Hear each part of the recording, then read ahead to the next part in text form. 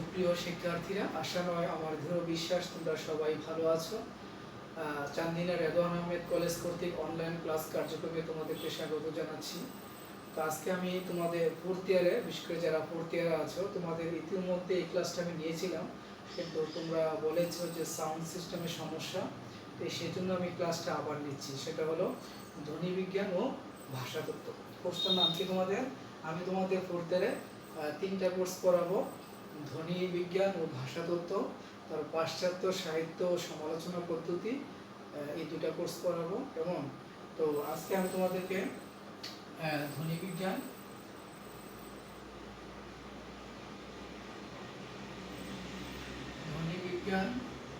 ও ভাষা তত্ত্ব এই কোর্সটা পড়াবো। কেমন? চলো আমরা ধ্বনি বিজ্ঞান, সাধারণত ধ্বনি বিজ্ঞান ও ভাষা তত্ত্ব এই বিষয়টা আলোচনা করলে কিন্তু শুধু বাংলা ভাষাই নয়, আমাদের বাংলা ভাষার সাথে সম্পৃক্ত অন্যান্য ভাষার যে বিষয়গুলো, এই বিষয়গুলো নিয়ে আলোচনা করতে হবে। আসলে আমরা জানি যে কোনো ভাষায় কি আছে, বর্ণমালা আছে, আর এই বর্ণগুলো মিলে কি হয়, শব্দ হয়।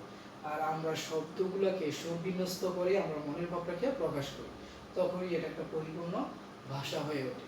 তাহলে ভাষার মূল একক বা যে কোনো ভাষা শিখতে গেলে আমাদের কী করতে হবে, ওই ভাষার ধ্বনিগুলো শিখতে হবে, অর্থাৎ বর্ণগুলো শিখতে হবে। এখন আসলে ধ্বনি আর বর্ণের মধ্যে পার্থক্য আমরা অনেক সময় গুলিয়ে ফেলি। ধ্বনি, হ্যাঁ, আর একটা হলো বর্ণ। ধ্বনি আর বর্ণ কি দেখো, ধ্বনি হলো কথ্য ফুসফুসতারিত বাতাস। আমাদের ভাষার ক্ষেত্রে বা শব্দ উচ্চারণের ক্ষেত্রে সবচেয়ে গুরুত্বপূর্ণ অঙ্গ হলো ফুসফুস। ফুসফুস থেকেই বাতাসটা আসে। ফুসফুসতারিত বাতাস মুখ বিবরে বিভিন্ন জায়গায় বাধাপ্রাপ্ত হয়ে যে আওয়াজ তৈরি হয়, সেটি হলো ধ্বনি। যেমন আমি বললাম ক, তাই না? এটা কি বললাম আমরা, ফুসফুস থেকে, এটা কণ্ঠ থেকে, ফুসফুসতারিত বাতাস কণ্ঠ থেকে উচ্চারিত হয়েছে ক। তো ক যে বললাম, এই ক ধ্বনিটিকে আমরা কোন প্রতীকের সাহায্যে আমরা প্রকাশ করি? যেমন আমরা এই বর্ণটির সাহায্যে আমরা ক যে একটি বর্ণ বা একটা ধ্বনি, এই ধ্বনিটিকে আমরা কোন প্রতীক বা চিহ্নের সাহায্যে প্রকাশ করি? এই চিহ্নের সাহায্যে করি, না ক। তাহলে ধ্বনি হলো ফুসফুসতারিত বাতাস মুখ বিবরের বিভিন্ন জায়গায় বাধাপ্রাপ্ত হয়ে যে আওয়াজ তৈরি হয়, সেটি হলো ধ্বনি। আর ধ্বনির লেখ্য রূপটা, অর্থাৎ ধ্বনিকে আমরা যে প্রতীক বা চিহ্নের সাহায্যে প্রকাশ করি, সেটাকে বলা হয় বর্ণ। তাহলে ধ্বনি আর বর্ণের পার্থক্য তো বুঝতে পারছো, ধ্বনি হলো কথ্য রূপ আর হলো বর্ণ হলো লেখ্য রূপ। তাহলে আমরা ক উচ্চারণ করলাম, আর কটা কোন প্রতীকের সাহায্যে লিখলাম? এই প্রতীকের সাহায্যে লিখলাম, তাহলে এটা হলো বর্ণ। আর ক যে উচ্চারণ করলাম, এই যে কথ্য রূপ, এটাকে বলা হয় ধ্বনি। তাহলে ধ্বনি আর বর্ণ আমাদের ক্লিয়ার হলো। আর একটা হলো বর্ণমালা। প্রত্যেকটি ভাষারই কতগুলো বর্ণ আছে, এই বর্ণগুলো মিলিয়ে মতো ভাষা তৈরি হয়। তো আমাদের এই যে বর্ণ, অনেকগুলো বর্ণ আছে, বর্ণের সমষ্টিকে কি বলা হয়? বর্ণমালা বলা হয়। যেমন আমাদের স্বরবর্ণ আছে, ব্যঞ্জন বর্ণ আছে, এগুলোকে কি বলা হয়? সবগুলোকে বর্ণ বা মালা বলা হয়। বর্ণমালা বহুবচন অর্থে আর কি, বর্ণমালা। আমরা 19-এ করেছি মালা, এগুলা কিসের? সমূহ, সকল, সব, হ্যাঁ, মালা, এগুলো হলো সমষ্টি অর্থে ব্যবহৃত হয়। তাহলে আমাদের বর্ণের সমষ্টিকে বলা হয় বর্ণমালা, যেটাকে ইংরেজিতে বলা হয় অ্যালফাবেট। কেমন? আর এটা হলো বর্ণ, একক হলো বর্ণ। আর বর্ণের এই যে লেখ্য রূপটা হলো বর্ণ, আর কথ্য রূপটা হলো কি? ধ্বনি। তাহলে ধ্বনি, বর্ণ আর বর্ণমালা। হ্যাঁ, আবার আরেকটা আছে অক্ষর। দেখো আমরা, আমাদেরকে ছোটবেলা অনেকে বলছে এই অক্ষরগুলো শিখ, অর্থাৎ তারা অক্ষর বলতে এই বর্ণগুলোকে বুঝিয়েছে, কিন্তু আসলে অক্ষর আর বর্ণ এক জিনিস না। আমরা ছন্দ পড়া থেকে তোমাদেরকে বুঝিয়েছি অক্ষর কাকে বলে। অক্ষর জিনিসটা আমি একটু বলি। যেমন আ, মার, এটা একটা শব্দ, তাই না? এখানে 3টা বর্ণ মিলে কিন্তু একটা শব্দ হয়েছে। আ একটা বর্ণ, মা একটা বর্ণ, র একটা বর্ণ। আর এই যে মার সাথে র হয়েছে, এটা কি? এটার আকার আছে, এটা হলো স্বরবর্ণের সংক্ষিপ্ত রূপ। আমরা জানি স্বরবর্ণের সংক্ষিপ্ত রূপকে কার বলা হয়, আর ব্যঞ্জন বর্ণের সংক্ষিপ্ত রূপকে কি বলা হয়? ফলা বলা হয়। তো এই যে আমার, এই আমার একটি শব্দ। তাহলে এই আমার শব্দটি আমরা ফুসফুসের, অর্থাৎ উচ্চারণে কয়টা প্রয়াসে উচ্চারণ করলাম? দেখো, উচ্চারণের স্বল্পতম বা ক্ষুদ্রতম প্রয়াসে একটা শব্দের যতটুকু অংশ উচ্চারিত হয়, ওটাকে বলা হয় কি? অক্ষর। যেমন আমার একটা শব্দ, আমরা এটা দুইটা প্রয়াসে উচ্চারণের দুইটা প্রয়াসে উচ্চারণ করলাম। দেখো আ মার, একটা হলো কি আ, তারপর হলো মার।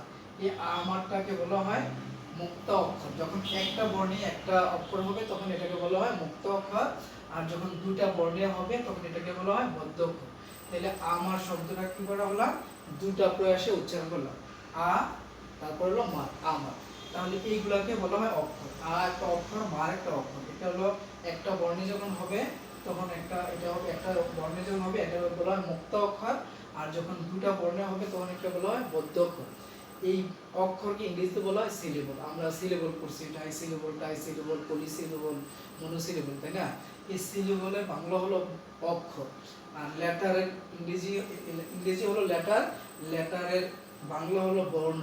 আর সাউন্ড, আমরা আবার আরেকটা সাউন্ড হলো ধ্বনি। কেমন ধ্বনি, ওয়ার্ড, এগুলো আমরা জানি। সেন্টেন্স, যখন আমরা এরকম অনেকগুলো শব্দ গুছিয়ে পরস্পর সুবিন্যস্ত করে আমরা মনের ভাবটাকে প্রকাশ করি, তখন এটাকে বলা হয় কি সেন্টেন্স, বা বাংলা বলা হয় বাক্য, তাই না? তাইলে আমাদের এই জিনিসগুলো খেয়াল রাখতে হবে। ধ্বনি কাকে বলে, বর্ণ কাকে বলে, বর্ণমালা কাকে বলে, অক্ষর কাকে বলে। তো সাহিত্যের ছাত্রদের সমস্যা হবে না, কারণ আমরা ছন্দ যখন পড়িয়েছি আমরা অক্ষর জিনিসটাকে বুঝিয়েছি। অক্ষর আমরা জানতে হবে, ছন্দ করতে হবে। অক্ষর দুই প্রকার, একটা হলো বদ্ধ অক্ষর, একটা হলো মুক্ত অক্ষর, তাই না? তাহলে আমরা আজকে কি বললাম, ধ্বনি, বর্ণ, এগুলো অক্ষর। এখন আসো যে আমরা তো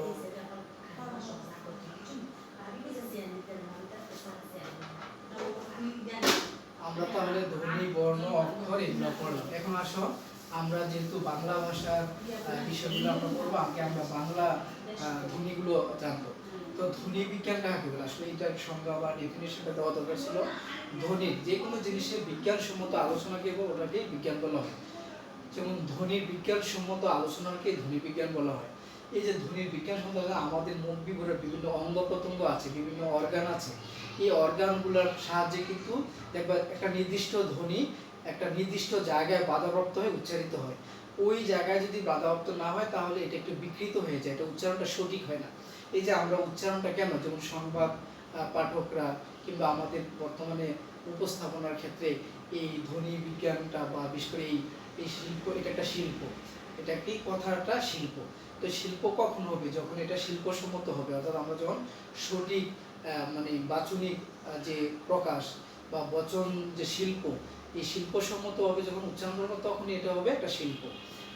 আমাদের অনেক আঞ্চলিকতা আছে, তাই না? যেমন আমাদের আমরা খবর বলি, খবর, তারপরে কিন্তু এটা ব্রাহ্মণবাড়িয়া খবরটা, তারা খবরটা সঠিক জায়গায় উচ্চারণ করতে না পারার কারণে তারা এটা খবর বলি। আবার নোয়াখালীতে পানি না বলে হানি বলি। তাহলে এগুলা কি আমাদের আসলে একটা বর্ণের যেই জায়গা থেকে, যেই অর্গান থেকে উচ্চারণ হওয়ার কথা ওখান থেকে না করার কারণেই সেটা কি হয়, বিকৃত হয়। আমাদের কুমিল্লারও কিছু কিছু আঞ্চলিকতা আছে, যেমন আমাদের কি অল্প প্রাণ আর মহাপ্রাণ। আমরা স্বরবর্ণ ব্যঞ্জন বর্ণ করতে গেলে আমরা দেখবো স্বরবর্ণ কাকে বলে, ব্যঞ্জন বর্ণ কাকে বলে, এগুলোর পাশাপাশি ব্যঞ্জন বর্ণে পড়তে গেলে দেখবো অঘোষ বর্ণ কোনগুলা, ঘোষ বর্ণ কোনগুলা, অল্প প্রাণ বর্ণ কোনগুলো, মহাপ্রাণ বর্ণ কোনগুলা। আমাদের কুমিল্লার মানুষের মধ্যে একটা আঞ্চলিকতা আছে। আমাদের আঞ্চলিকতা হয়তো আমরা বুঝতে পারি না, কিন্তু আমরা যখন অন্য কোথাও যাব তখনই আমাদের আঞ্চলিকতাটা ওনারা বুঝতে পারবে। হ্যাঁ, এগুলো আমরা পরবর্তীতে দেখাবো যে আমরা কোথায় আমাদের সমস্যাগুলো আঞ্চলিকতার জন্য। তো আমরা প্রথমত হলো আমাদের বর্ণমালা বর্ণগত দুই প্রকার।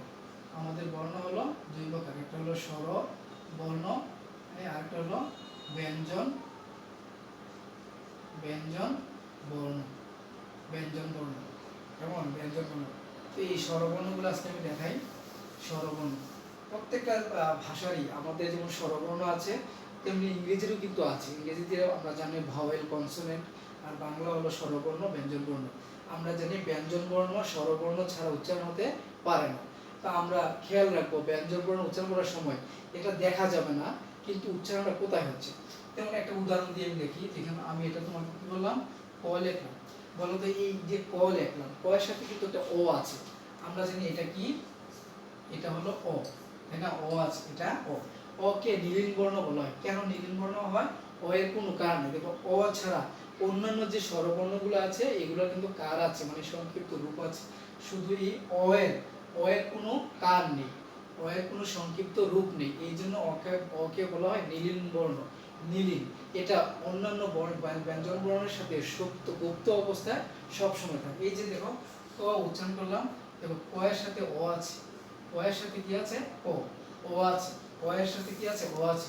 আবার আরেকটা বিষয় দেখবা, বর্ণের নিচে এই হসন্ত থাকে, এই হসন্ত বা হলন্ত এটারও কিন্তু একটা মানি আছে, এটার কিন্তু একটা অর্থ আছে। এটা কেন দেওয়া হয়? এটা দেওয়া হয় মানে হলো যে ব্যঞ্জন বর্ণের সাথে যে স্বরবর্ণটি আছে এটাকে ওমিট করে দেওয়া, এটাকে বাদ করে দেওয়া। হ্যাঁ, ধরো একটা উদাহরণ দিলাম, এই যে আমি এটা বললাম যে কেন, এটা কি বললাম কেন, কারণ কি নয়ের সাথে ও আছে, নয়ের সাথে ও আছে, নয়ের সাথে কিন্তু ও উচ্চারণটা হয়েছে কেন। কিন্তু আমি যদি এই হসন্ত দেই, এই হসন্ত দেই, তাহলে তুমি কি বলবা কেন বলতে পারবে না, কারণ এখানে ও ওমিট করে দিয়েছে, এটা এখন বলতে হবে কেন। তো কি বলতে হবে কেন। তো আমাদের উচ্চারণে অনেক সময় এই জন্য এই যে অটার বাংলা উচ্চারণ হলো দুই ধরনের, একটা হলো অ এর মতন, হ্যাঁ, আবার আরেকটা হলো ও এর মতন হয়, ও এর মতন হয়। আবার উচ্চারণে যখন আমরা 9 10 বা ইন্টারমিডিয়েটে তোমরা উচ্চারণ করেছো, অ বর্ণটির দুই ধরনের উচ্চারণ আছে। অ দুই যখন অ এর মতন উচ্চারণ হবে এটাকে সংবৃত বলা হয়, অ যখন অ এর মতন উচ্চারণ হতে ও এর মতন হবে তখন এটাকে বিবৃত উচ্চারণ বলা হয়। অনেক আছে, উদাহরণ দেখাবো দেখবা। তো অ বর্ণটি কি বলা হয় নীলিন বর্ণ হয়, দেখবা প্রত্যেকটা ব্যঞ্জন বর্ণের সাথে অ নীলিন মানে সুপ্ত অবস্থায় গুপ্ত অবস্থায় ওখানে ওটার সাথে থাকে। আচ্ছা একটা উদাহরণ দিই, ধরো আমি যদি বলি এটা কি, এটা তোমরা কি বলবা বলো তো? এটা সাধারণত কেউ যদি শুরুতেই বলে এটাকে বল বলবে, তাই না? এটাকে বল বলবে, মানে আমরা যে ফুটবল খেলি এই বল বলবে। আচ্ছা এখানে যদি একটা সর্বনাম দিই তখন কি বলবো? তখন কিন্তু আর বল বলবে না, তুমি বলবো তুমি বলো, তুমি বলো, বা তুই বল। তখন তুই হলে বল হবে, কিন্তু তুমি হলে কি হবে বলো, তুমি বলো বা আপনি বলেন, এইগুলো হয়। এই যে বলো, তুমি বল, এখানে আমরা বল বলবো না, তুমি বল এটা বলবো না, তুমি বলো বলবো। তাহলে এই যে লয়ের সাথে কি আছে একটা ও আছে, এই ও এর উচ্চারণটা এখানে ও এর মতন হবে, কি হবে বলো। উচ্চারণের ক্ষেত্রে এই ক্ষেত্রে খেয়াল করো, হ্যাঁ, তুমি কি হবে তুমি বলো, দেখো তুমি বলো। তাহলে এই ক্ষেত্রে আমরা অ ধ্বনিটির দুই ধরনের উচ্চারণ আছে, একটা হলো অ আর একটা হলো ও, ওর মতন। যেমন আরেকটা তোমাদের উদাহরণ দিই কেন এগুলো সমস্যা হয়। ধরো এটা কি, এটা আর হলো এটা। আমাদের কুমিল্লার মানুষ সাধারণত এই উচ্চারণটা ভুল করি। এটা হলো আলো আর এটা হলো আলু। এটা ঠোঁট, এটা রস্যকার, এটা হলো দুটা ঠোঁট গোলাকার হবে আলু, আর এটা ঠোঁট গোলাকার হবে না, এটা হলো বাতাস বাইরে থেকে যেন ভিতরে দিকে যাবে আলো, হ্যাঁ আলো।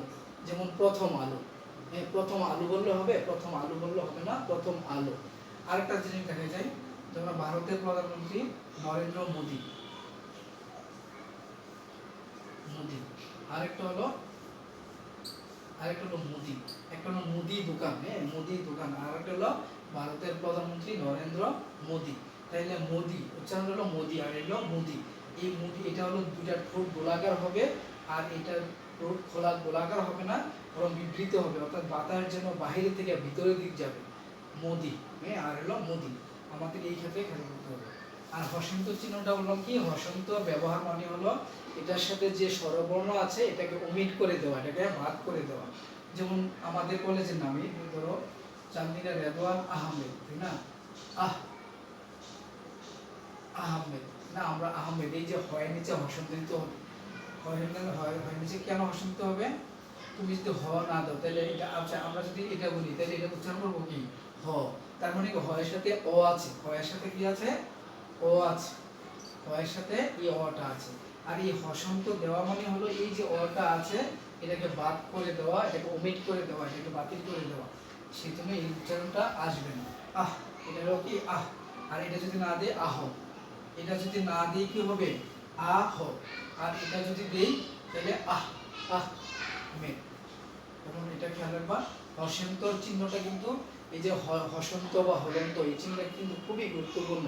দেখো অনেক উচ্চারণের যখন উচ্চারণে অস্পষ্ট দেখা যায় তখন উচ্চারণকে স্পষ্ট করার জন্য আমরা এই হসন্ত চিহ্নটা ব্যবহার করতে হয়। এখন আসো আমাদের স্বরবর্ণগুলো লিখে। আমরা জানি স্বরবর্ণ কয়টি, আমাদের স্বরবর্ণ আছে 11টি। খেয়াল করবা 11টি, কয়টি আছে? 11টি আছে। আমি লিখি স্বরে অ, স্বরে আ, হ্রস্ব ই, দীর্ঘ ই, হ্রস্ব উ, দীর্ঘ উ, রি, এ, ওই, ও, ও। তাহলে দেখো কটা, 1 2 3 4 5 6 7 8 9 10 11। বর্তমানে 11টা। আর আগে নাকি আরো অনেক ছিল, লি নামে একটা বর্ণ ছিল, লি 9 এর মতন এরকম ছিল, আমরা ছোটবেলা দেখেছি, আমাদের আগে যারা ছিল তারা। তো এইগুলো এখন নেই। এই যে দেখো মোট 11টি, কিন্তু আমাদের বেসিক, আমাদের প্রশ্ন আসতে পারে বিভিন্ন, যে মৌলিক স্বরধ্বনি কয়টি? কি মৌলিক, মৌলিক স্বরধ্বনি, তারপর হলো যৌগিক, যৌগিক স্বরধ্বনি কয়টি? মৌলিক স্বরধ্বনি, যৌগিক স্বরধ্বনি, এটা দেখো আমরা জানি মৌলিক মানে তো কি জিনিস, একক, এরা অন্য কোনো কিছু সাহায্য নেয় না, এটা একক পাবে। আর যৌগিক মানে কি দুই বা দুইয়ের অধিক যখন যুক্ত হয়েছে, তখন এটাকে বলা হয় যৌগিক। তাহলে এই মৌলিক আর যৌগিক এগুলো আসতে পারে। তাহলে আমাদের বর্ণমালায় যে মৌলিক স্বরধ্বনি কয়টি? আমাদের বর্ণমালায় মূলত মৌলিক স্বরধ্বনি হলো 7টি, আমি দেখাবো কিভাবে 7টি। আর যৌগিক স্বরধ্বনি হলো 2টি। যৌগিক স্বরধ্বনি কয়টি? 2টি। যৌগিক কেটে ফেলছি, যৌগিক, যৌগিক স্বরধ্বনি কয়টি? 2টি। আমি তোমাদেরকে একটু বুঝাই কিভাবে, কেন আমাদের, যদিও আমাদের বর্ণমালায় কয়টি আছে? 11টি, কিন্তু দেখো এই অ একটা, আ একটা, এই দেখো এই যে দুটো বর্ণ হ্রস্ব ই দীর্ঘ ই, যদিও বর্ণ দুটো হয় কিন্তু উচ্চারণে এগুলো আসলে কোনো পার্থক্য নেই, এই দুটার উচ্চারণ একই। যেমন আমরা ঈদ, সাধারণত ঈদ এইভাবে লিখি, তাই না? দীর্ঘ লেখো। দেখো আমরা কি উচ্চারণে বলি ঈদ এরকম বলি না, ঈদই বলি। অর্থাৎ হ্রস্ব ই আর দীর্ঘের উচ্চারণে একটু, বানানে পার্থক্য আছে কিন্তু উচ্চারণে তেমন কোনো পার্থক্য নেই। তারপরে আবার আসো এই হ্রস্ব এবং দীর্ঘ, এই দুটার উচ্চারণে কোনো পার্থক্য নেই। যেমন ধরো কুল, যেটা হলো বরই, আর নদীর কুল, এই কুল আর কুল বানানো কিন্তু আমরা ভিন্ন, কিন্তু উচ্চারণ একই বলি। এটাও কুল বলি, এটাও, এটা কিন্তু কুল বলি না, এরকম টান দিয়ে কুল বলি না। তার মানে এই দুটাও একটা, আবার এই দুটাও একটা, এই দুটাও একটা, এই দুটাও একটা। আবার আরেকটা দেখো, এই যে রি, এই যে রি বর্ণটি, এই রি বর্ণটির কিন্তু উচ্চারণ হলো রি। যেমন একটা উদাহরণ দিই, রি। তাহলে আসলে কি হলো, এই রি এর উচ্চারণটা রি, তাই না? রি হলো না? তার মানে এটা মূলত ব্যঞ্জনবর্ণের মর্যাদা পায়। এটা উচ্চারণগত দিক থেকে কি, যদিও এটা স্বরবর্ণের মধ্যে থাকে বা স্বরধ্বনির মধ্যে আছে, কিন্তু এটা উচ্চারণ হলো ব্যঞ্জন বর্ণের, এটার উচ্চারণটা হলো রি এর মতো। তার মানে এটাও কাটা, এটাও ব্যঞ্জন বর্ণের মধ্যে, স্বরবর্ণের মধ্যে রি। তারপরে দেখো এ, তারপরে হলো ওই। দেখো এটা এত মৌলিক স্বরধ্বনি, কিন্তু ওই হলো কি হবে, ওই হচ্ছে অ যোগ রশ্মি, ওই, এই দুটা মিলিয়ে হলো এটা, এই জন্য এটা হলো যৌগিক স্বরধ্বনি। আবার দেখো ও, অ যোগ রশ্মি ও, এইটা, এই দুটা মিলে হলো এটা, এই দুটা মিলে হলো এটা। তাহলে কি হলো, এটা, এগুলোকে, এই দুটো হলো কি ধ্বনি? যৌগিক স্বরধ্বনি। প্রশ্ন আসতে পারে, বিভিন্ন পরীক্ষা আসতে পারে বাংলা ভাষায়, যৌগিক স্বরধ্বনি কয়টি? যৌগিক স্বরধ্বনি কয়টি? 2টি। যৌগিক স্বরধ্বনি সবসময় কয়টি বলবা? 2টি। ওই আর হলো ও, হেল্প করবে ওই আর ও। তাহলে দেখো, তাহলে মোট হলো 11টি। এই এটা হলো একটা, তারপরে হলো এই ও হলো একটা, এটা তো বাদ, 1 2, এই দুটো মিলে 3, এই দুটো মিলে 1 4, তাহলে 5 6। আর একটা বর্ণ আছে যেটা আমরা বর্ণের মধ্যে নেই, কিন্তু এটা আমরা বাংলা ভাষায় যত্রতত্র ব্যবহার দেখি বা ব্যবহার আছে। এখানে 6টি। আরেকটা হলো কি, এই যে এ, তির্যক ধ্বনি, এটা এ এইভাবে থাকে, অথবা এটা এইভাবে থাকে, অ্যাসাইনমেন্ট দেখবা এখন। এটা হলো তির্যক এ, এই যে এ, এ ধ্বনির দুইটা উচ্চারণ আছে, এ ধ্বনির দুইটা উচ্চারণ আছে, একটা হলো সমৃদ্ধ উচ্চারণ আর একটা হলো বিবৃত উচ্চারণ। উচ্চারণ করতে গেলে বুঝবা এর উচ্চারণ যখন তির্যক হয় তখন এটা উচ্চারণ হয় এটার মতো। এই জন্য এটা বাংলা স্বরবর্ণের মধ্যে আদর্শ লিপির মধ্যে নেই, কিন্তু এটা বাংলা স্বরবর্ণের মধ্যে আছে। তাহলে ওখানে হলো 6টি আর এখানে হলো এই 7টি, একটি 7টি। হ্যাঁ, তাহলে মৌলিক স্বরধ্বনি কয়টি? মৌলিক স্বরধ্বনি হলো মৌলিক স্বরধ্বনি হলো 7টি স্বরধ্বনি। আর যৌগিক স্বরধ্বনি হলো কয়টি?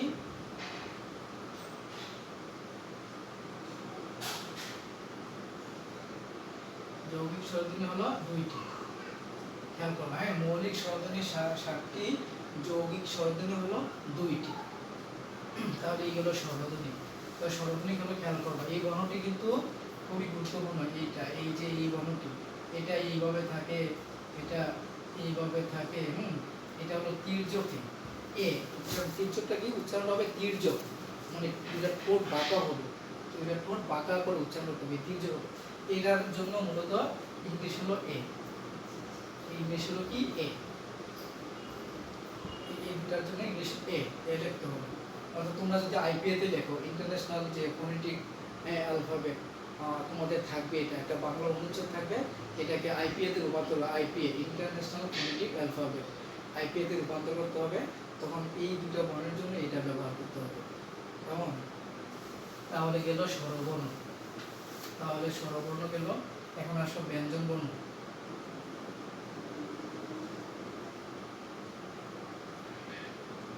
ব্যঞ্জন বর্ণ, ব্যঞ্জন বর্ণ আসো। ব্যঞ্জন বর্ণ দুইটা স্টেপে পড়ো। আচ্ছা, আমি এটাকে মুছে ফেলে, যেহেতু জায়গা হবে না, আমি ব্যঞ্জন বর্ণ। দেখো, বর্ণের উপরে যে রেখা, এই যে দিলাম, এটা কিন্তু খুবই গুরুত্বপূর্ণ। এটাকে বলা হয় রেখা বা কষি। বর্ণের উপরে যে রেখা বা মাত্রা দেওয়া হয়, এটাকে কষি, এটাকে মাত্রা বলা হয়। বর্ণের উপরে যে রেখা দেওয়া হয় বা কষি দেওয়া হয়, সেটাকে বলা হয় মাত্রা। যেমন অনেক কিন্তু ভুল হতে পারে, দেখো, যেমন আমরা অনেকই সময় লিখি, ধরো এইটা লিখলাম, এখন এটা কি লিখলাম, এটা ছায়া না হইলো, এটার উপরে যদি না দিই, এটার উপরে যদি মাত্রা না দিই, তাহলে কিন্তু বানানটা হচ্ছে না। এখন হলো কি ছাত্র, মূলত কি ছিল এটা? এটা ছিল তয়ে র ফলা, তয়ে র ফলা। তো আমরা বাংলাদেশের মানুষ বা বাঙালি তো সবসময় একটু শর্টকাট যাওয়ার চেষ্টা করি। মূলত এটা ছিল, হ্যাঁ, তো এবং তাহলে কলমটা উঠাতে হয়, র ফলা দিতে হয়, লিখতে হয়, কলমটা উঠাতে হয়। তো কলম না উঠিয়ে আমরা কি করলাম? আমরা এটা দিয়ে তয়ে র ফলা, এটা হলো কি তয়ে র ফলা। আর যদি মাত্রা না দিই, তাহলে তয়ে র ফলা, মাত্রা না দিলে হলো এ। তাই এই জিনিসগুলো খুব খেয়াল রাখতে হবে। তারপর আরেকটাও আছে, যেমন এইটা, এটা কি? এটা হলো ও, তাই না? ও। আর মাত্রা যদি দেই, তাহলে এটা কি? যেমন কি হলো এখন? উত্তম, তয়ে তো। মূলত এটা ছিল কি? তো, তারপর হলো তো, তয়ে তো। তা আমরা শর্টকাট সবসময় একটু শর্টকাট চেষ্টা করি। এটা লিখতে গেলে কলমটা উঠাতে হয়, যেমন মাত্রা দিলাম, কলমটা উঠালাম, আবার কলমটা উঠাইলে এখানে দিলাম। এত ঝামেলা না গিয়ে কি করলাম? এই মাত্রা এইভাবে দিয়ে দিলাম, কলমটা না উঠে একসাথে দিলাম। তাই এটা হলো কি তয়ে তো। দেখো মাত্রা কত গুরুত্বপূর্ণ। এটা মাত্রা না দিলে হলো ও, আর মাত্রা দেওয়ার কারণ হলো কি তয়ে তো। এই জিনিসগুলো খুব খেয়াল করতে হবে, মাত্রা খুবই গুরুত্বপূর্ণ। বর্ণের উপরে যে রেখা বা কষি দেওয়া হয়, সেটি হলো মাত্রা। তারপরে দেখো ক হলো পূর্ণমাত্রা, তারপরে হলো খ, খ আবার অর্ধমাত্রা, খ অর্ধমাত্রা, এদিকে নিতে পারবা, কিন্তু এদিকে আনা যাবে না। তাহলে খ, তারপরে গ, গ অর্ধমাত্রা, আবার ঘ পূর্ণমাত্রা, তারপরে ও মাত্রা নেই, ও মাত্রা নেই, ও রাশিক ধ্বনি। তারপর হলো চ, ছ মাত্রা আছে, চ, ছ, জ, ঝ, তারপর হলো ইয়, ট, ঠ, ড, ঢ, মূর্ধন্য, মূর্ধন্য অর্ধমাত্রা এদিকে দিবা, হ্যাঁ, এদিকে আনা যাবে না। আমরা অনেকেই মনে করি একটু উপরে দিলে হলো মূর্ধন্য, একটু নিচে দিলে হলো দন্তন্য। আসলে বিষয়টা এটা না, বিষয়টা হলো মাত্রা। দন্তন্য হলো পূর্ণমাত্রা, দন্তন্য হলো কি পূর্ণমাত্রা, আর মূর্ধন্য হলো অর্ধমাত্রা। মূর্ধন্য হলো কি অর্ধ, এদিকে নেওয়া যাবে, কিন্তু এদিকে আনা যাবে না। যেমন এটা হলো অর্ধমাত্রা, তারপর হলো ত, থ, দ, ধ, তারপরে দন্তম, দন্তম, তারপর হলো প, ফ, ব, ভ, ম। এই যে 25টি বর্ণ লেখা, দেখো এইগুলাকে কেন বর্গীয়, আমাদের বাংলা ভাষায় একটা পাবা বর্গীয় ধ্বনি। বর্গীয় ধ্বনি কেন বলা হয় আসলে? আমাদের স্বাভাবিক একটা প্রশ্ন আসতে পারে, কেন এগুলোকে বর্গীয় ধ্বনি বলা হয়? আসলে বর্গীয় ধ্বনি বলা হয়, আমরা জানি বর্গ, বর্গ মানে কি দৈর্ঘ্য প্রস্থ সমান হলে কি বলা হয়, এটাকে বর্গ বলা হয়। তো দেখো এখানে কয়টা আছে, 1 2 3 4 5, তাহলে এইভাবে আছে কয়টি, 5টি। আবার দেখো এখানে কয়টি আছে, 1 2 3 4 5, এখানে আছে 5টি, তাহলে 5 5 কত, 25। হ্যাঁ 25, আবার এটাকে বর্গ করলে কি হয়, 5 হয়। এই জন্য এগুলোকে বর্গীয় ধ্বনি বলা হয়, অর্থাৎ বর্গ আকারে আছে, অর্থাৎ দৈর্ঘ্য প্রস্থ সমান। এভাবেও 5টি আছে, এভাবেও 5টি আছে, এই জন্য এগুলোকে বর্গীয় ধ্বনি। ক থেকে, খেয়াল করবা, ক থেকে ম পর্যন্ত এই 25টি ধ্বনিকে বর্গীয় ধ্বনি বলা হয়, অথবা স্পৃষ্ট ধ্বনিও বলা হয়, অথবা স্পর্শ ধ্বনিও বলা হয়।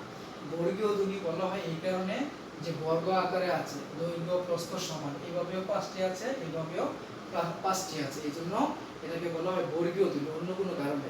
আর স্পৃষ্ট ধ্বনি কেন বলা হয়, এই বর্ণগুলো উচ্চারণ করার সময় মুখ বিগড়ে কোথাও না কোথাও বাধা প্রাপ্ত হয় বা স্পর্শ করে উচ্চারিত হয়, এই জন্য এগুলোকে স্পর্শ ধ্বনি বলা হয় বা স্পৃষ্ট ধ্বনি বলা হয়।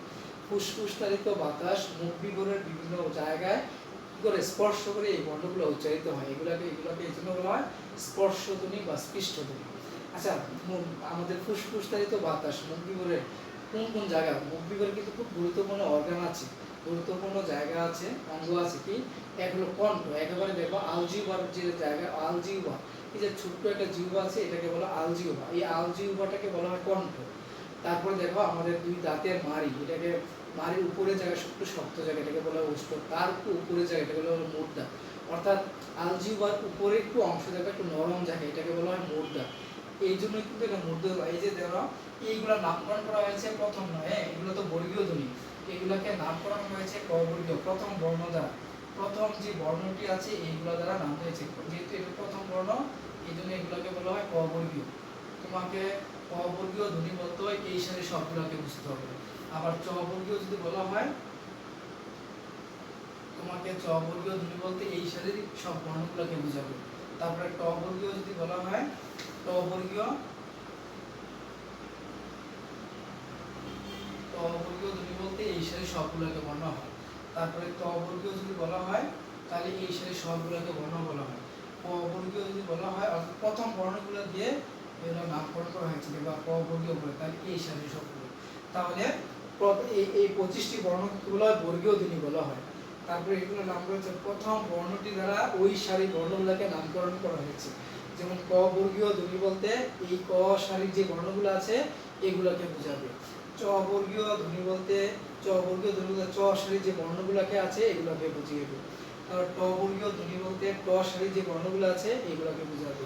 ট বর্গীয় বলতে ত সারির যে বর্ণগুলো আছে এগুলা। তারপর প বর্গীয় ধ্বনি বলতে ক সারির যে বর্ণগুলো আছে ক বর্গীয় ধ্বনি বলতে। আচ্ছা, এখানে 25টি ধ্বনি, 25টি ধ্বনির মধ্যে আবার আমি তোমাদেরকে এই 5টা আলাদা করে দিলাম। এই 5টাকে কেন আলাদা করলাম, এই 5টা ধ্বনিকে বলা হয় নাসিক্য ধ্বনি। আমরা জানি এগুলা উচ্চারণ করার সময় মুখের কোথাও না কোথাও বাধাপ্রাপ্ত হয়, আর এইগুলা উচ্চারণ করার সময় ফুসফুসতারিত বাতাস শুধু মুখ দিয়েও বের হয় না, নাক দিয়েও বের হয়, আর নাক দিয়ে বের হওয়ার কারণে এইগুলোর উচ্চারণ কিছুটা নাকি সুরে হয়, এই জন্য এই 5টি বর্ণকে কি বলা হয়, নাসিক্য ধ্বনি বলা হয়। যেমন ও, দেখো এটা কি ও, দেখো নাকের কোথাও মাথা বাতাস শুধু মুখ দিয়ে বের হয় না, একটু নাক দিয়েও বের হয়েছে, নাক দিয়ে বের হওয়ার কারণে কি হয়েছে, এটা উচ্চারণ একটু নাকিশ হয়েছে ও। তারপরে হলো কি এটা ইও, এটাও নাকিশ হয়েছে। তারপরে এটা কি মূর্ধন্য ন, হ্যাঁ এটাও নাকিশ হয়েছে। তারপরে এটা দন্তন্য, এটাও নাকিশ হয়েছে। ম, এটাও নাকিশ হয়েছে। অর্থাৎ এই 5টি বর্ণ উচ্চারণ করার সময় ফুসফুসতারিত বাতাস শুধু মুখ দিয়ে বের হয় না, নাক দিয়েও বের হয়, যার কারণে এই উচ্চারণগুলো নাসিক্য, মানে একটু নাকি সুরে হয়, এই জন্য নাসিক্য ধ্বনি। আবার দেখো এটার নাম মূর্ধন্য ধ্বনি কেন, দন্তন্য কেন? দেখো এটা কণ্ঠধ্বনি, এগুলোকে বলা হয় কি ধ্বনি? কণ্ঠধ্বনি। এগুলা এটা তো উচ্চারণ স্থান বললাম, উচ্চারণ রীতি অনুযায়ী বলি। এটাকে বলা হয় কি ধ্বনি? কণ্ঠধ্বনি। কণ্ঠধ্বনি কেন বলা হয়? এই বর্ণগুলো কণ্ঠ থেকে উচ্চারিত হয়। ক অর্থাৎ এই হাল থেকে, যেটা আরবিতে বলা হয় হাল, অর্থাৎ আলজিহ্বার একবারে ভিতর থেকে ক, হ্যাঁ, তারপরে খ, গ, ঘ, এগুলা কণ্ঠ থেকে উচ্চারিত হয় জন্য এই জন্য কণ্ঠধ্বনি।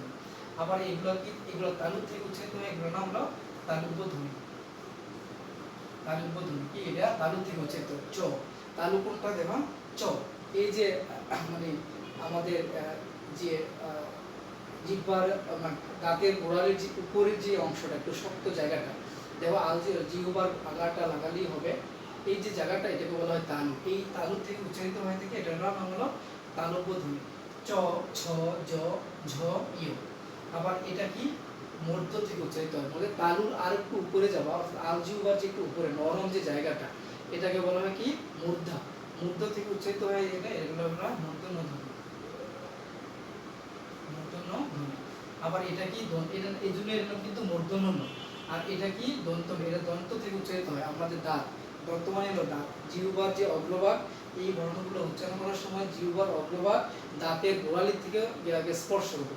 তো অর্থাৎ জিহ্বার অগ্রভাগ দাঁতের যে গোড়ালি, এই গোড়ালিতে স্পর্শ করে এই বর্ণগুলো উচ্চারিত হয়, এই জন্য এগুলোর নাম হলো দন্তধ্বনি। দন্ত, দন্ত মানে হলো কি? দাঁত। আর এইগুলো কি? অষ্টধ্বনি। অষ্টধ্বনি। এই অষ্টধ্বনি একটা প্রশ্ন আসতে পারে, বাংলার ছোট ছোট ছেলেমেয়েরা আগে কোন বর্ণগুলো শিখে?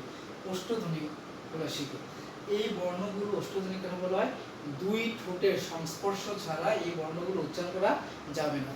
যে যতই চেষ্টা করুক, দুই ঠোঁটের সংস্পর্শ ছাড়া এই বর্ণগুলো উচ্চারণ করা যাবে না। যেমন প, প উচ্চারণ করতে হলে কি? দুইটা ঠোঁট কি করতে হবে? স্পর্শই করতে হবে। স্পর্শ ছাড়া ওটা উচ্চারণ করা যাবে না। এই জন্য এগুলোকে বলা হয় অষ্টধ্বনি। আর এগুলো দাঁতের, অর্থাৎ জিহ্বা দাঁতের গোড়ালি থেকে গিয়ে স্পর্শ উচ্চারিত হয়, এগুলো হলাম দন্তধ্বনি। এই জন্য এটাকে বলা হয় দন্তন্য। আর এগুলো উচ্চারিত হয় মূর্ধ থেকে, অর্থাৎ দন্তের, অর্থাৎ এই যে তালু, তালুর যে একটু উপরে অংশ, আলজিহ্বার যে উপরে একটা অংশ, এটাকে বলা হয়, অর্থাৎ নরম যে জায়গাটা, নরম যে জায়গাটা। আব্দুল হাই এই চিত্রগুলো দেখিয়েছে বিজ্ঞানসম্মত আলোচনা করে। আসলে আমার কাছে তো চিত্র নাই, তাহলে তালু অর্থাৎ মুদ্রার উপরে যে তালুর যে উপরে যে জায়গাটা, এটা হলো মুদ্রা। অর্থাৎ আমাদের জিহ্বাটা, এই যে দাঁতের উপরে যে শক্ত জায়গাটা, এটাকে বলা হয় কি? তালু। তালুর যে আরেকটু উপরে, এটাকে বলা হয় মুদ্রা, যে নরম জায়গাটা। এই মুদ্রা থেকে উচ্চারিত হয় বলে এটার নাম হলো কি? মূর্ধন্য ধ্বনি। যেমন ট, দেখবে দাঁতের এই মানে আমাদের জিহ্বা উল্টে গিয়ে কোথায় গিয়ে লাগে? ট। এই মুদ্রার মধ্যে গিয়ে লাগে ট, ঠ, ড, ঢ, মূর্ধন্য ন। তো এই দন্তমূল থেকে উচ্চারিত ত, থ, দ, ধ, দন্তন্য। এই হলো এই কারণ। তো আমি কণ্ঠধ্বনি হলো এগুলা, ক বর্গীয় ধ্বনির কণ্ঠধ্বনি। আর এই পাঁচটা তো বললামই, নাসিক্য ধ্বনি, এগুলো আপাতত বাদ। এখন আমরা এই চারটা নিই। এগুলো হলো কণ্ঠধ্বনি, এগুলো হলো তালব্য ধ্বনি, তালুর থেকে উচ্চারিত হয়। এগুলো হলো মূর্ধন্য ধ্বনি, মূর্ধা থেকে উচ্চারিত হয়। এটা হলো দন্তধ্বনি, দন্ত থেকে উচ্চারিত হয়। আর দুই ঠোঁটের সংস্পর্শে উচ্চারিত হয় বলে এগুলোর নাম হলো অষ্টধ্বনি। তাহলে আমি এগুলো বললাম: কণ্ঠধ্বনি, তালব্য ধ্বনি, মূর্ধন্য ধ্বনি, দন্তন্য ধ্বনি, অষ্টধ্বনি। এখন এইগুলো গেল, যেমন এগুলো হলো উচ্চারণ স্থান অনুযায়ী। এখন আসো উচ্চারণ রীতি। এগুলো তো বললামই, হ্যাঁ, এগুলো মুছে ফেলি। এগুলো হলো নাসিক্য ধ্বনি, এগুলো নাসিক্য ধ্বনি, এগুলো দরকার নেই। তারপরে আসো যে আমরা আরেকটা হলো যে শ্বাস বেশি প্রবাহিত হয়। আমরা জানি কিছু বর্ণ উচ্চারণ করতে গেলে অল্প বাতাস প্রবাহিত হয়, আবার কিছু বর্ণ উচ্চারণ করতে গেলে বেশি বাতাস প্রবাহিত হয়। তুমি একটা উদাহরণ, আর যেটা অল্প বাতাস প্রবাহিত হবে এটাকে বলা হয় অল্প প্রাণ। যে বর্ণটি উচ্চারণ করতে গেলে বেশি বাতাস প্রবাহিত হয় সেটাকে বলা হয় মহাপ্রাণ। যেমন আমরা এটাকে বলা হয় অল্প প্রাণ। কেন অল্প প্রাণ? অল্প প্রাণ হলো ক, এটাকে বলা হয় ক, বেশি বাতাস প্রবাহিত হয় না ক। কিন্তু এই ক, খ আবার উচ্চারণ করতে গেলে খ, তাহলে বেশি বাতাস প্রবাহিত হয়েছে, তাহলে এটা হলো মহাপ্রাণ। এটা হলো কি? মহাপ্রাণ। আবার এটা গ, অল্প প্রাণ। অল্প প্রাণ মানে অল্প বাতাস প্রবাহিত হয়েছে, আবার হলো গ, ঘ। আগে আমাদের কিন্তু ছোটবেলা পড়িয়েছিল গ, ঘ, এইভাবে পড়িয়েছে বোঝানোর জন্য। আসলে এটা এরকম না, গ আর হলো ঘ, অর্থাৎ অল্প বাতাস প্রবাহিত হবে, বেশি বাতাস প্রবাহিত হবে। কিন্তু আমাদের ছোটবেলা পড়িয়েছে ক খ গ গহ, তারপরে চ ছ জ জহ, এরকম ভাবে পড়েছে ট ঢ ঢ ডহ, ডহ মানে হওয়াটা নিয়ে আসছে। আসলে এটা না অল্প প্রাণ মহাপ্রাণ বিষয় হলো কি, তাহলে তোমরা মনে রাখবা কি বর্গের, আমি তো বলছিলাম বর্গের, হ্যাঁ ক বর্গে বলতে এগুলো বর্গের প্রথম আর বর্গের তৃতীয় হলো কি অল্প প্রাণ, বর্গের প্রথম আর তৃতীয় হলো অল্প প্রাণ, আর বর্গের দ্বিতীয় আর চতুর্থ হলো মহাপ্রাণ, বর্গের দ্বিতীয় আর চতুর্থ হলো মহাপ্রাণ। যেমন এটা খেয়াল রাখবে, বর্গের প্রথম বর্ণটি এবং বর্গের তৃতীয় ধ্বনিটি হলো অল্প প্রাণ, আর বর্গের দ্বিতীয় ধ্বনিটি আর বর্গের চতুর্থ ধ্বনিটি হলো মহাপ্রাণ। ক খ গ ঘ চ ছ জ ঝ, এটা ঝ বলা যাবে না, অনেকে এখনো গ্রাম অঞ্চলে মানে যারা অল্প শিক্ষিত, যারা বাবা মা ছোটবেলা পড়ায়, যারা কৃষিভিত্তিক সমাজ ছিল, অল্প পড়াশোনা করেছে, তারা কিন্তু এইভাবে পড়াতো। কিন্তু আমরা এখন উচ্চশিক্ষা এইভাবে পড়ালে হবে না, কারণ তোমরা যারা অনার্সে আছো, তোমরা অনার্স পাস করে টিচিং পেশায় যাবা, হ্যাঁ, তো অনেকে প্রাইমারি স্কুলে যাবা, প্রাইমারি স্কুলে আমাদের শুদ্ধগুলো শেখাতে হবে, শুদ্ধভাবে শেখাতে হবে। চ ছ জ ঝ ট ঠ ড ঢ ত থ দ ধ ক ফ, দুই ঠোঁটের সংস্পর্শে ক ফ ব ভ। তো এইগুলার ইংরেজি দেখো, আমরা আইপিএ তে লিখতে কিন্তু এগুলো কিন্তু খুব দরকার থাকবে। এই ক এর জন্য শুধু কি লিখবা, ক লিখবা, আর খ এর জন্য লিখবা কি ক এইচ খ। আইপিএ তে লিখতে গেলে তোমরা কি লিখবা ক এইচ খ, আর গ এর জন্য লিখবা কি জি, আবার ঘ এর জন্য জি এইচ, হ্যাঁ। তারপর হলো এই চ এর জন্য লিখবা কি চ লেখা যাবে না, চ শুধু চ লেখবা, আর কিন্তু চ ছ লিখলে সি এইচ, হ্যাঁ। জ লিখলে জে, আর ঝ লিখলে জে এইচ, ট লিখলে এই জিনিসটা খেয়াল করবা, হ্যাঁ ট।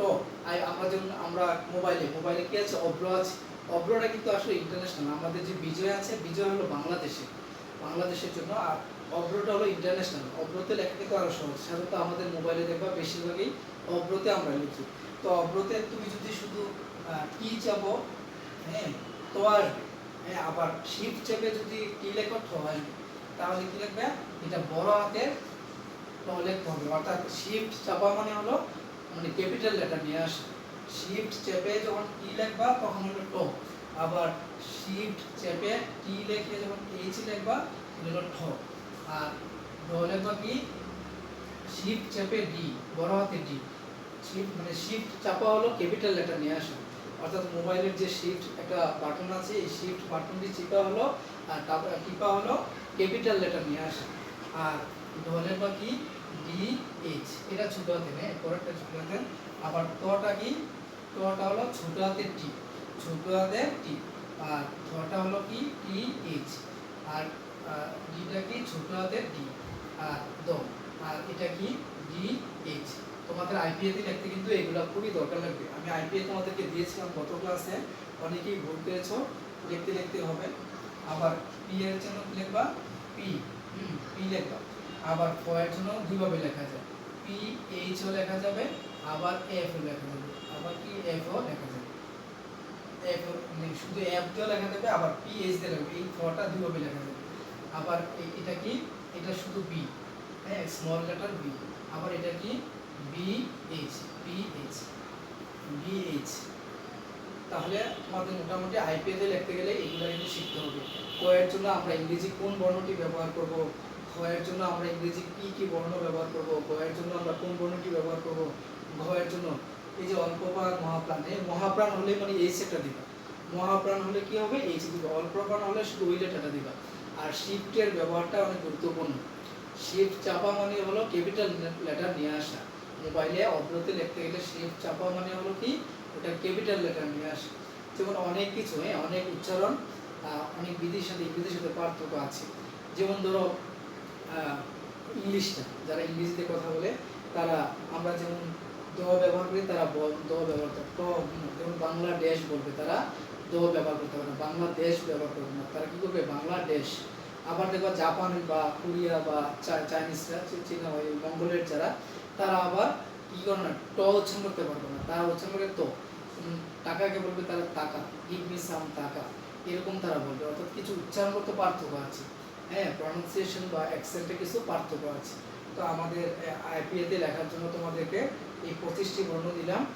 সামনের ক্লাসে আরও তো বর্ণ আছে, যেমন এই 25টি বর্ণগুলো। বাংলা বর্ণমালা কয়টি? ব্যঞ্জন বর্ণ 39টি। বাংলা বর্ণমালা কয়টি? ব্যঞ্জন বর্ণ স্বরবর্ণ হলো 11টি, আর ব্যঞ্জন বর্ণ হলো কয়টি? 39টি। তো আমি 25টা বললাম, আরও আছে না? অন্তস্থ জ, অন্তস্থ র, ল, এই অন্তস্থ জ, অন্তস্থ ল, এগুলোকে বলা হয়। আচ্ছা, এগুলো আমি তোমাদেরকে দেখাচ্ছি। অন্তস্থ জ, অন্তস্থ ল, তালব্য স, মূর্ধন্য স, দন্ত স, হ, তারপর হলো ভয়শূন্য র, ভয়শূন্য র, অন্তস্থীয়, খণ্ডেত, অনুসার, বিসর্গ, চন্দ্রবিন্দু। দেখো অন্তস্থ বলি, এই যে আমরা অন্তস্থ জ, অন্তস্থ র কেন বলি? এই যে দেখো অন্তস্থ বলে, অন্তস্থ মানে কি? অন্তর মানে হলো ভিতর, অন্তর মানে হলো ভিতর বা মাঝ।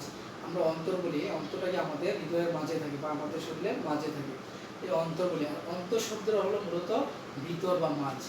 এই যে আমি তোমাদেরকে বললাম যে যে স্পৃষ্ট ধ্বনি বা বর্গীয় ধ্বনি কয়টি? 25টি। এই 25টা, আর এগুলো হলো, এগুলোকে বলা হয় শীষ ধ্বনি। এই শীষ ধ্বনি আর হলো বর্গীয় ধ্বনির মাঝে বলে এই বর্ণগুলোকে কি বলা হয়? অন্তস্থ বর্ণ বলা হয়। অন্তস্থ বর্ণ কেন বলা হয়? যেমন অন্তস্থ জ, অন্তস্থ র, এই বর্গীয় ধ্বনি আর শীষ ধ্বনির মাঝে অবস্থান বলে এগুলোর নামকে বলা হয় অন্তস্থ বর্ণ। অন্তস্থ বর্ণ। এই অন্তস্থ জয়ের জন্য ইংরেজিতে কি লিখবা? ওয়াই লিখবা। ইংরেজিতে কি লিখবা? ওয়াই লিখবা। কেমন? ওয়াই লিখলে হবে। ওয়াই আবার আবার কি করবা? শিফট চেপে, এই শিফট চেপে ওয়াই লিখলে তোমার কি আসবে? জফলা আসবে। অনেক সময় আমাদের জফলা কাজে লাগে, তাই না? শিফট চেপে ওয়াই দিলে জফলা আসবে, বাইরে জ টিপলে জফলা আসবে। এই জ থেকে তো আমরা কিন্তু জফলার ব্যবহার আমরা অনেক করতে হয়। তো জফলার ব্যবহার করতে হলে কি হবে? শিফট চেপে ওয়াই দিলেই কি হবে? জফলা আসবে। তাহলে এই অন্তস্থ বর্ণ কেন বলা হয়? শীষ ধ্বনি আর বর্গীয় ধ্বনির মাঝে অবস্থিত বলে এগুলোকে অন্তস্থ বর্ণ বলা হয়। মানে অন্তর মাঝে অনেক ভিতরে অবস্থিত বলে এগুলোকে অন্তস্থ বর্ণ বলা হয়।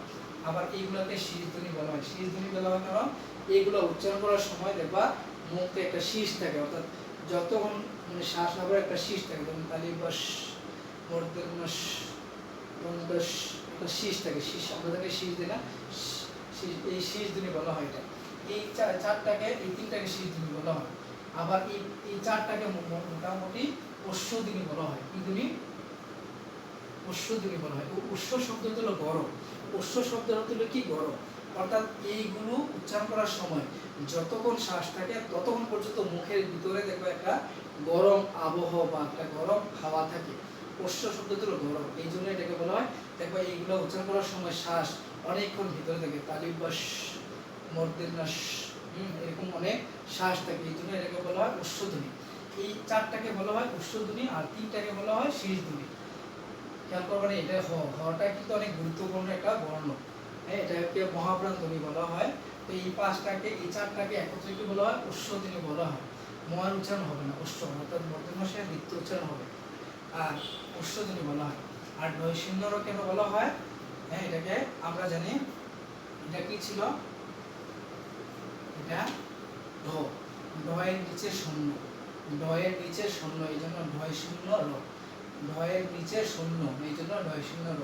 আর এগুলো ঢয় শূন্য র, অল্প প্রাণ, এগুলো মহাপ্রাণ। ঠিক আছে? এই নিচের যে শূন্য বা ফোঁটা, এটাকে শূন্য, মানে এটা মূলত ফোঁটা দিয়ে আসলে এটা একটা শূন্য এরকম হয়। তাইলে ঢয় শূন্য আর এগুলো ঢয় শূন্য। ঢয়ের নিচে শূন্য আছে বলে এটার নাম হলো ঢয় শূন্য র। আর হ্যাঁ, আর অন্তস্থিত, অন্তস্থিত, এই অন্তস্থীয় বর্ণটার জন্য তোমরা ইংরেজিতে ওয়াই ব্যবহার করবা। ইংরেজিতে কি বলবা? ওয়াই ব্যবহার করবা। আমরা যখন অগ্রতে লিখতে যাবো, হ্যাঁ, অগ্রতে লিখতে গেলে আমরা ওয়াই ব্যবহার করব।